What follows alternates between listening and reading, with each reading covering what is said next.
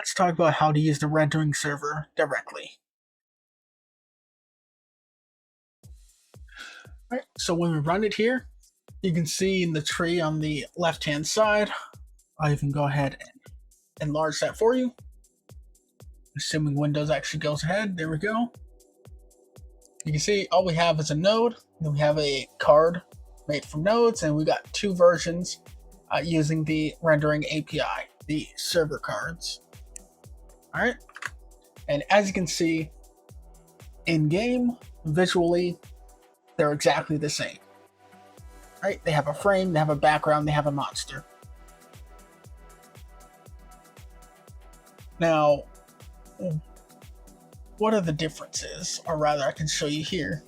The server card is just a node with the script, server card 2 just a node with the script, and the node card is made up of 3 sprites.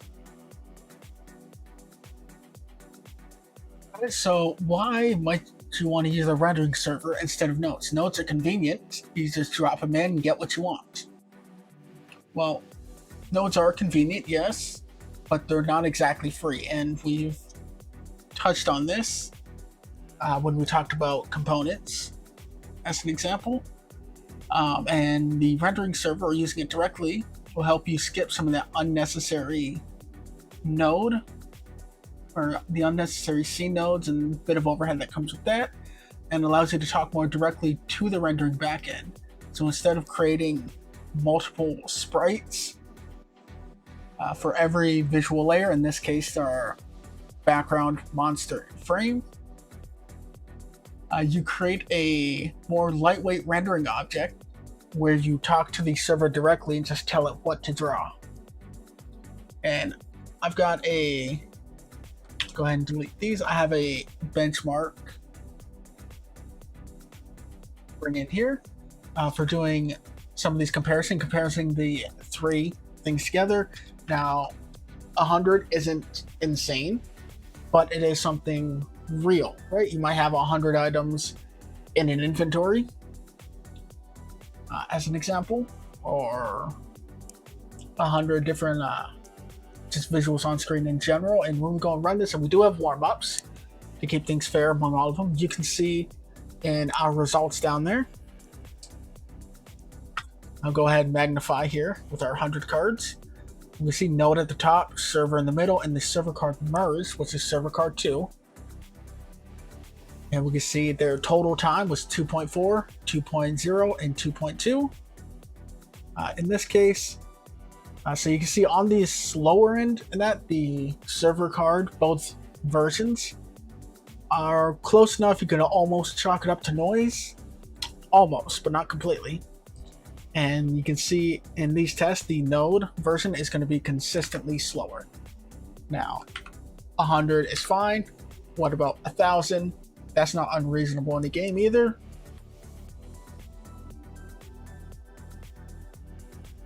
Alright, now you can see once we've gone up to 1,000, again, same order, node, server, and server 2. We got 29.4, 20.6, and 17.5. So now we can see the server card 2 pulling ahead when we've got enough going on. And those times per card was 0.029, 0.020, and 0.017. And for our last one, I'll go ahead and we'll just hit it at 10,000. Rerun that. And we can take a look again. Same order, 10,000, 357, 184, 170 per card, I guess we can say. 0.035, 0.018, and 0.017. So you can see no matter how many we're throwing at it, whether it's 1, 2, 50, something on the low end, or whether it's something on the high end, 10,000, 50,000, 100,000, whatever it is, the server version where we talk directly is consistently faster. And keep in mind, you don't have to use these with textures, right? You can use these with a lot more than just that. I believe you can use particles when talking with the rendering server directly, as an example, but for this, we're sticking with textures now just to keep things a little simple. Now, how are these going? Well, the node card, obviously, and stop that running, is just comprised of 3 sprites. That's it, plain and simple. Now, the rendering API and how we have that going. All right, let's come on up and take a look. So first up, I have my texture scale, and we did this same thing with the node version, right? I just put the scale at 0.5. I have my 3 exports for the 3 textures I'm using, the frame, monster, and background. And now I have an array of all of my RIDs, because if I need to move them individually or manipulate them individually or anything, I need to be able to get those objects. In my ready function, I'm just adding each layer by passing in the texture and my Z index. And then in add layer, we check if we didn't pass a texture in, we exit out. Otherwise, we're going to create an RID for this object, right? Create this canvas item for us to use.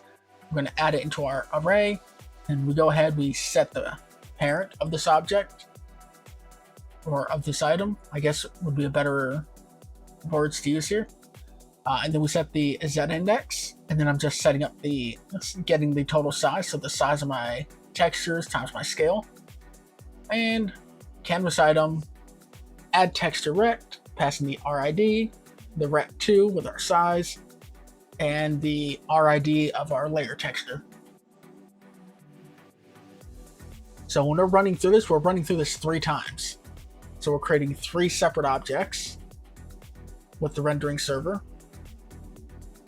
And since we are using the rendering server, we do have to take responsibility of these objects. So when this server card node disappears and is removed from the tree, it needs to delete those objects by just freeing RID and passing that in for the rendering server.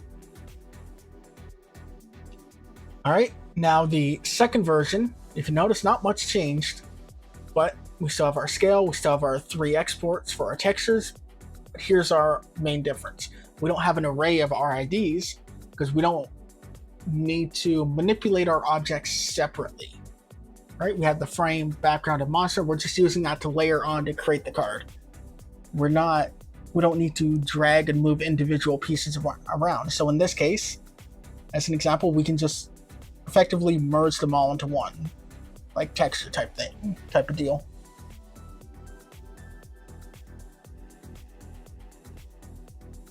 Just because we only need, we're basically gonna have it all as one item, if that makes sense. So the card ID, we're creating one item, it's being set to it. Canvas item set parent, right? So the card ID, the canvas item, and then we add 3 textures this time. Notice before we added layers, this time we're just adding textures. So when we add a texture, make sure the texture isn't null, which if it is, you probably have an error anyway. We get the size, so get size times our scale, and just rendering server.canvas item add texture rect, and pass in our same 3 arguments. And on exit, we clean it up. So you can see this merge version is cleaner, I guess you could say. It's a lot less to write, and we're still getting effectively the same performance out of it. Now, this is a normal build or editor build, debug build. It's not a release build. So here we go. I just went ahead and did an exported build so we can take a look and we can see. I'll go ahead and zoom this in. We can see during our debug and editor version, we have 0.015, 096 is the fastest, followed by 0.016 and 0.026. And in our export, we got 0.027, so that's fairly negligible, right, for noise. And then we see 0.015 and 0.014. So these server ones were a bit quicker, and the node was just a tad slower. We could chalk that up to noise. That's fine overall, but we can see that in an exported build, this is even faster, and I am using a debug here. So And we can see here, without a debug build, just doing a straight export for release, we can see those numbers get even faster, with node card dropping from 0.026 to 0.019, so that gets a little quicker. And then you can see server card from 0.017, I believe it was, down to 0.010. And the server card merge going from, I believe it was 0.016, dropping down to 0.009. I have the editor version here. So 0.016 down to 0.010 and 0.015 down to 0.009. So you can see the speed increases just going into a release build just in general. But you can see that it is much, much quicker than the node version, or it has a greater difference here. But anyway, there you go. That's it. Just want to let you guys know that using the rendering server isn't scary. Doesn't have to be, and you could get a nice little performance boost out of it. Of course, depending on what you're doing. But something to think about. That's it. Take care. Have yourselves a good one.